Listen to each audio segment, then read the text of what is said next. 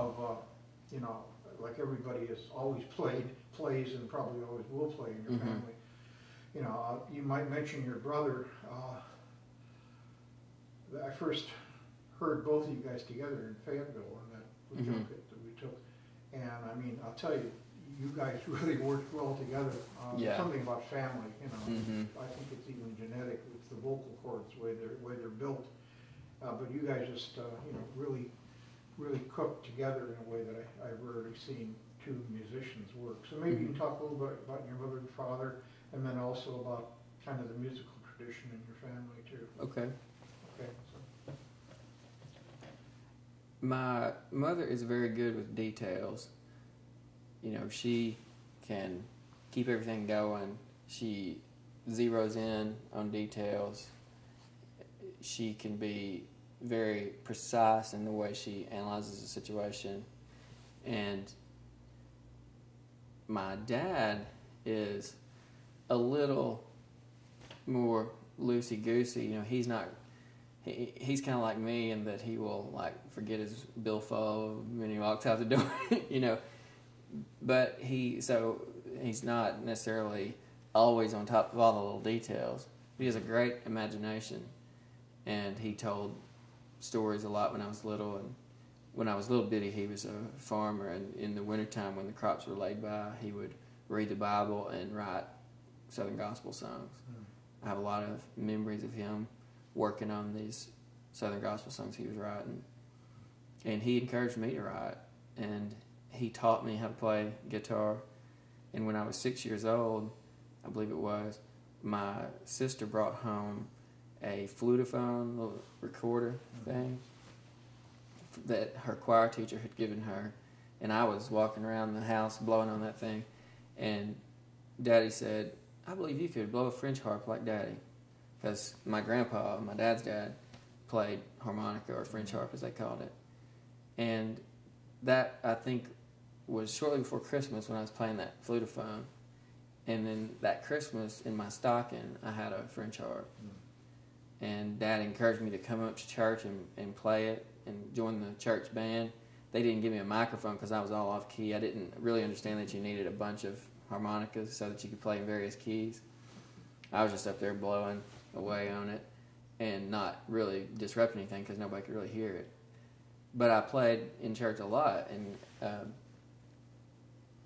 I really liked playing French harp with the church band. I liked playing with my brother too. He is a really great blues guitarist in general, and we played in bands together, and a lot of times I'll play French harp and he'll play slide guitar or regular guitar.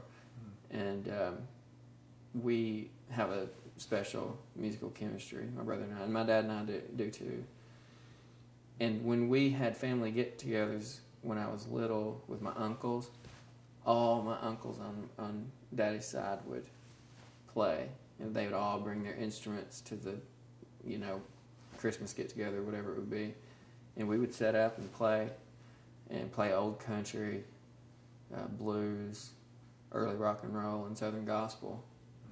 And that music is really important to me, and I mean, I think people can see that in my poetry. That and a lot of these like Southern cliches, like country preaching, the King James Bible, they are sort of cliches of Southern writing, but they ring true for me. Those cliches that the Southern writer will be influenced by the Bible, the King James Bible, and roots musics, and preaching.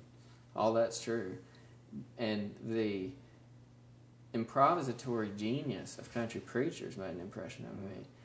I saw that there was something to letting yourself go and not controlling the compositional process too much minute to minute. You know, there's a time for moving very slowly and zeroing in on details and making sure you get this word right, and you can always revise, but there's also a time for letting yourself kind of roll with it. And these country preachers were great at that. A preacher would just get on a roll, and you would be treated to this absolutely brilliant musical flurry of language.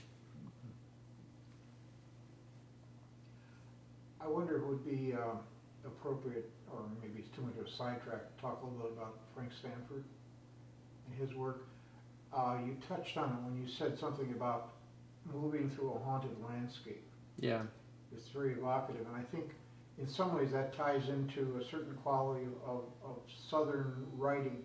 I mean, there's the whole horror of slavery, Mm-hmm. and the kind of reaction of artists and writers, Eudora Welty and Faulkner and all these people, to that, which has a kind of dark quality to it also. Mm-hmm. But there's also the sense of the real mystery of not just the landscape, but the human nature that I think Stanford brings out so terribly, I mean, awesomely. Yeah. I don't know, is it worth talking a little bit about some of your poetic influences? You know, we talk about Stanford, we can talk about Yeats and different other people. But, Mm-hmm. maybe you could start talking a little bit about maybe Southern consciousness, how it's reflected in certain writers. Yeah, one thing I admire about Stanford. Let me before you start, let me just grab a little different shot here. Keep from getting all in the same shot. Okay.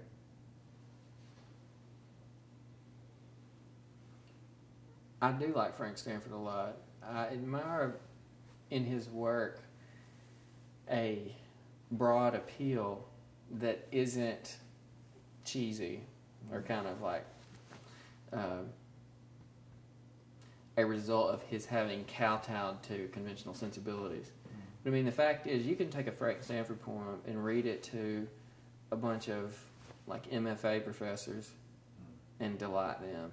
And you can take that same Stanford poem and read it to country folks in my home county who don't even read poetry that much and delight them as well. There's just something in his poetry that hits people. There's an immediacy to it. The language is pretty simple. He uses anaphora to create this accumulating momentum. And there's a sense of narrative, but the narrative is sort of dreamlike. It doesn't unfold the way a conventional narrative would. Sometimes you sort of know what's going on, but you're kind of confused at the same time. But the confusion is one that draws you rather than pushes you away. Mm-hmm. Sometimes in contemporary poetry of the obscurantist variety, one feels pushed away by a kind of opacity in the work. But with Stanford, there's a mysteriousness to it that is like the mystery of a dream, you know, and you're drawn in. Kind of the way you wake up in the morning and think back over a dream you just had, which is narratively odd, and find yourself being fascinated by the way the story moved in the dream. I think there's something like that in Stanford. And he could just get an energy going in a poem that would just kill. And there's kind of a mean streak in his poetry. There's a refusal of the tender moment that dominates a lot of confessional poetry, or that a lot of confessional poems culminate with, this kind of moment of tender reflection. The Stanford's poems often end in kind of an ambiguous, kind of mean way, but mean the way a blues song is mean. It's a good kind of meanness. There's something like that in Plath's poetry at times, I think. And I like it. I don't know that I would be content myself writing that way all the time, but I have learned a lot from the Stanford poems I really love. Poems like The Singing Knives, Gospel Bird, Instead. I mean, the list goes on. I like a lot of his work. Okay, good.